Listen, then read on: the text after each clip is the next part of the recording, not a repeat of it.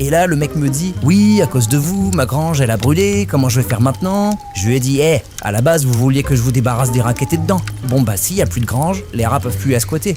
Donc il y a plus de problème. Alors maintenant, filez-moi mes 10 pièces d'or, sinon je brûle vos récoltes aussi. » Putain, mais quel escroc!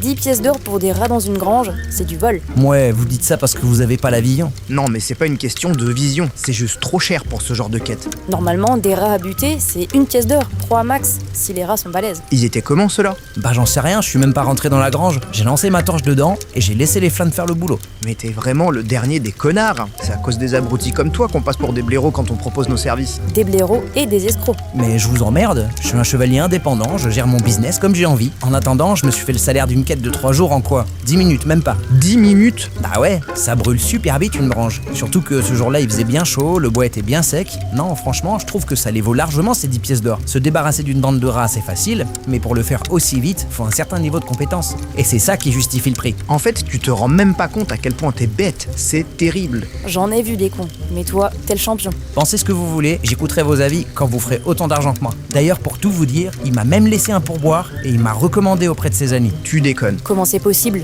Après coup, on s'est rendu compte que sa belle-mère travaillait dans la grange au moment de l'incendie. J'ai plus la force de discuter avec toi, Parce que t'as pas d'argument. parce que t'as pas de limite.